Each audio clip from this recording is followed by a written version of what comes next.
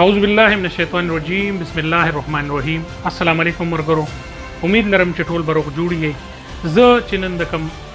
مسلې سره د کوم خبرې سره حاضر شوم د ډیر وخت نه زه محسوسوم او زمون خصوصا زمون پیښور کې ثوابۍ کې چارسده کې مردان کې زه ګورم چې خلک داسې راغلي دي چې هغې په معاشره کې یا چې کوم ځای کې ولاړ وي نو هغه ځای ته په ښه نظر نشي کتی، خو هغې یو کپړې اچولې وي او هغې د پاسه باندې بیا هغې اورال اچولی وي او اورال ته زمونږ پښتانه زمونږ د پښتون کلچر کې ډیر د عزت په سترګه باندې کتلی شي. خو نن سبا د اورال استعمال چې کوم دی دا په غلطه طریقه باندې کېږي. زه ستاسو د ټولو نه معافي غواړم څومره چې زما ملګري زما چینل ګوري. زه د دې خپل چینل وساتت نه او د ټولو پښتنو ملګرو نه او د څومره چې که ډاکټران دي که نرسز دي او که څومره دغه د تعلیم یافته خلک دي یا عام خلک دي او هغوی یو دغه محسوسوي، خو ما دا خبره محسوس کړه ستاسو ټولو نه معافي غواړم چې کله زه تاسو سره ټاپک دم نو زه خپله هم په دې ټاپک باندې ما ډېر زیات سوچ وکړلو چې یاره زه دا خبره تاسو ته وکړم یا مخې ته کېدم یا کېنږدم. خو څه موده مخکې په یو ځای کې یو تورسرې ولاړه وه، زموږ خور ولاړه وه، زما لپاره قابل احترام ده. اورال یې اچولې او هغې ته مختلف ګاډي ودرېده، خو د هغې د جسامت د هغې د باډي سټرکچر نه یا د هغې د دغه نه لګېده چې هغې څه نور پروفیشن دی، خو په هغې د پاسه هغې اورال اچولی دی او اورال چې کوم دی دا د ډاکټرانو او د ډاکټرانو نښه ده. او چې کوم انسان کله اورال اچولي نو د هغې ته موږ د مسیحه نظر کوو، هغې ته موږ د یو خدمتګار د یو داسې خدمت کوونکي نظر کوو چې هغې به زموږ د اولاد زموږ د راتلونکي نسل د صحت خیال ساتي او د هغې به د بدن او د هغې د ټول دغه خیال به ساتي. نو د دغې حوالې سره زه نن تاسو ته حاضر یم. که مونږ چېرته د بورډ نه را روان شو یا د چارسدې په بازار کې وګورو یا مردان کې وګورو، ټول ملګرو نه زه بیا یو ځل معافي غواړم چې خفه نه شي. نو داسې انپړه خلکو به اورال اچولي، که تاسو ته تپوس وکړئ چېرې تاسو څه کړي نو هغوی به د خپل چې کوم د پروفیشن هغه اچولي. که نرس وي نو ته چې تا په څه کې نرسنګ ټریننګ کړی دی نو بیا هغوی ته دا پته نه لګي چې یاره ما په سرجیکل کړی دی یا په سرجیکل کې مې کړی دی یا ورسره ما په میډیکل کې کړی دی یا زما چې کوم سویم کال کې یا د سویم هغه کې زه یم ټریننګ کوم نو په سویم کال کې زما کم ایئر دی او د هغې دپاره کوم اورال اچول پکار وي یا زه چې دا ما چې کوم اورال اچولی دی نو زه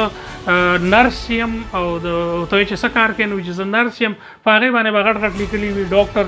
نو بیا هغې ته دا پته نه وي. بیا چې دی د ایجوکیشن تپوس وکړي نو د هغې به ایجوکیشن چې کوم دی د هغې د لهجې نه د هغې د باډي سټرکچر نه یا د هغې نه چې کوم تپوسونه ته کوې نو بیا به هغې ته هغه پته نه وي چې کومه یو زمونږ نرسې خور ته پته وي یا ډاکټرې خور ته پته وي یا ډاکټر رور ته پته وي یا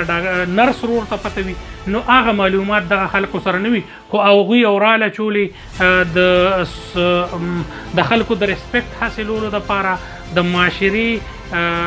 د ګندګۍ نه راوتي خلکو اچولي وي، خو هغې پې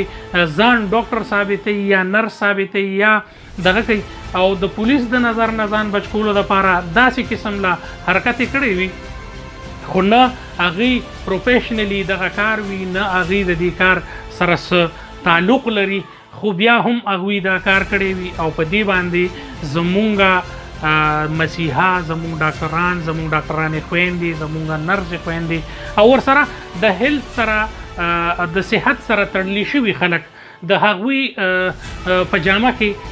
د هغوی بېعزتي کوي، دې ته نه ګوري چې یاره دا زمونږ د معاشرې زمونږ خدمتګاره خلک دي، زمونږ د معاشرې دپاره دی یو کردار ادا کوي، زمونږ د راتلونکي نسل دپاره دی یو مسیحا غونته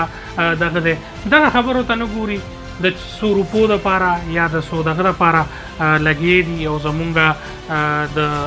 ډاکټرانو زمونږ د نرسانو زمونږ د نورو داسې د صحت سره منسلک خلک چې کوم دي د هغې د بدنامۍ باعث جوړېږي. زه هغه ټولو ته دا ریکویسټ کوم چې د داسې قسم لا خلکو مخنیوی دې وکړی شي، معلومات دې وکړی شي. څوک چې په سټافونو باندې غلط ځای کې ولاړ وي، کوم خلک چې د هغې پته لګي چې یاره دا نه خو هغه لیډي هیلث ورکر هم نه ده، نو دې ولې اوراله چولی دی، نو د داسې خلکو مخنیوی دې وکړي شي، ځکه چې په دې باندې یو پاکه یو بهترینه اداره چې کومه ده د هغې نوم به بدنامیږي، د هغې خلک به بدنامیږي او هغې ته به بیا خلک په غلط نظر ګوري. زه د څومره د الارج زمونږ نرسانې ډاکټرانې خویندې چې کوم دي د ګورنمنټ لیډرډینګ یا د KTH یا د HMC یا د نور داسې دغه زه ګورم زمونږ خویندې دي مونږ سره ډېر ښه طریقې سره په نظر راځي، نو بیا به هغوی ته خلک دا غلط نظر کوي. زه سرکاري ادارو مشرانو ته هم دا ریکویسټ کوم چې د دې خلاف کې هم کاروي وکړی شي او دا اورال دا زمونږ د مسیحا زمونږ د صحت زمونږ د هغه ضامن دی، د دې داسې انسلټ داسې بېعزتي نه کېږي چې څنګه د خلکو شروع کړې ده. زه بیا هم یو ځلې معافي غواړم که زما څه الفاظ غلط وي یا زما څه داسې نوم اخیستی وي چې هغې باندې د چا زړه ازاري شوی وي، خو دا خبره ما ډېره د هغه سره محسوس کړه چې عزت سره، نو زه د هغې وجې نه ستاسو مخې ته ما کېښوده. ډېره مهرباني، خوشحاله او آباد اوسئ. السلام علیکم.